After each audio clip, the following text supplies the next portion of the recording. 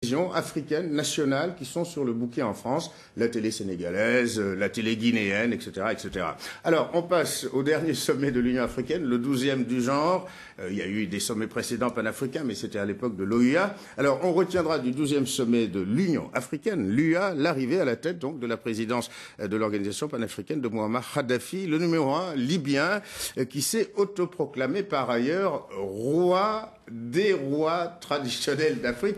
Il était de flanquer non pas de 7 nains à Addis Abeba, mais de 7 rois traditionnels, Vincent. Ouais, écoutez, Haïlé Sélassié doit se retourner dans sa tombe, puisque The King of Kings, Lord of Lords, jusqu'alors, et jusque dans la rhétorique de Bob Marley, c'était bien Sa Majesté Haïlé Sélassié. Qui a mal fini d'ailleurs. Au-delà de cela, une petite remarque. Pour préparer cette émission, j'ai relu mes notes du sommet de Sirte 1999. Ça fait donc près de 10 ans. On était dans la même thématique et dans la même rhétorique. Absolument. Le combat les États-Unis d'Afrique. Kadhafi, très allant, très pugnace sur le passage accéléré à la création, au demeurant totalement artificielle, des États-Unis d'Afrique, et la résistance passive de chefs d'État africains, dont les entourages vous disent dans la coulisse, vous comprenez, tant qu'ils financent nos écoles, nos hôpitaux et nos mosquées, on ne peut pas trop faire entrave à ces projets, mais ils nous fatiguent. Donc voilà, 10 ans après, on en est où? On en est à un magnifique tour de magie lexicale. Alors c'est bien, la commission de l'UA devient l'autorité de l'Union. On change de siècle. Les commissaires, formidables, ils apprennent qu'ils sont maintenant promus au rang de secrétaire. C'est une promotion de commissaire à secrétaire, c'est assez secrétaire singulier. De l'autorité de l'Union africaine. Oui, et on a toujours, dans les coulisses des sommets, les mêmes réticences, la même lassitude et parfois la même exaspération.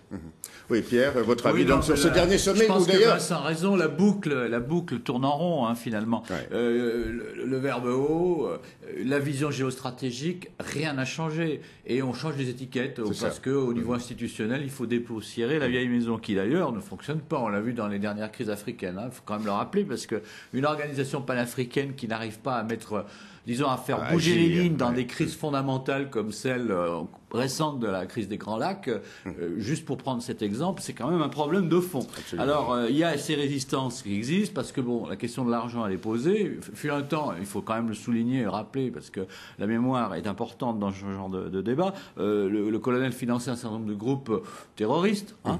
Aujourd'hui, il s'est assagi. Il finance des écoles, des mosquées, très bien. Des hôtels. C'est autre chose. Et puis, accessoirement, des radios, comme on vient d'en parler. Mais je pense que finalement, tout ça n'est qu'un leurre et que personne n'est dupe. Et je pense que l'Union africaine ne bougera pas. Ne bougera pas. Alors justement, d'ailleurs, lors du dernier sommet, Museveni s'est montré particulièrement agacé vis-à-vis de Kadhafi.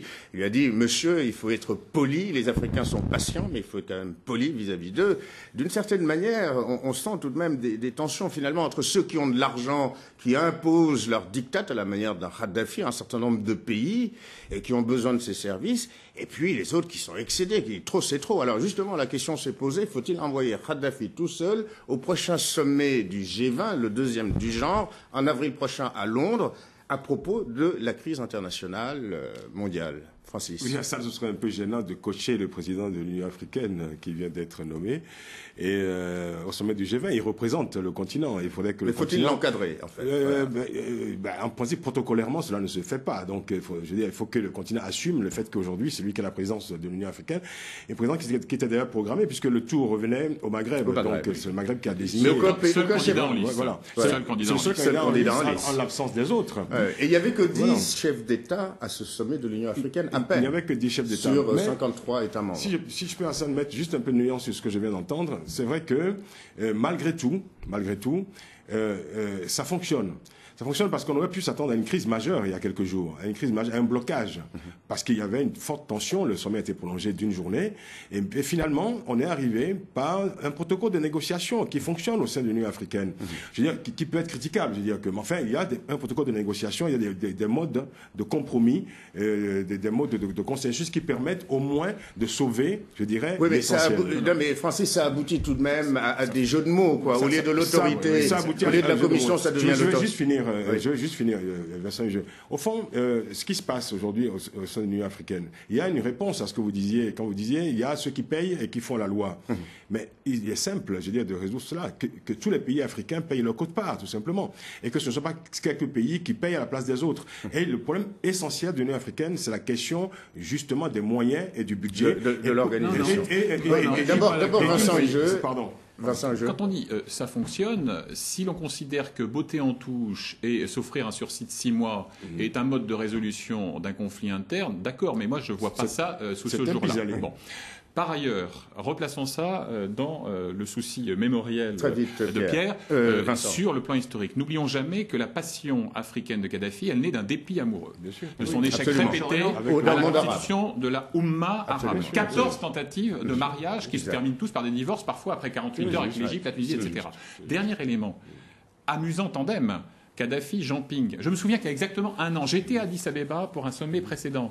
Et il a sorti de la Manche, de sa djellaba, une candidature, celle du vieux francophone et francophile présumé Abdel Salam Triki, pour aller dans les pattes de Jean Ping. Ça va être assez drôle de voir comment le tandem fonctionne. Mais les vraies questions africaines ne se règlent pas au niveau de l'Union africaine. Il faut rendre hommage aux organisations sous-régionales, comme l'UEMOA, comme la CEDEAO, et que c'est là que les choses se passent réellement pour l'Afrique. Donc ça fonctionne. On l'a toujours fait, la CEDEAO notamment, dans les règlements des crises. Oui, moi, Francis dit quelque chose de vrai. C'est vrai que ça serait peut-être mieux, ça marcherait mieux si chaque pays mettait la main à la caisse.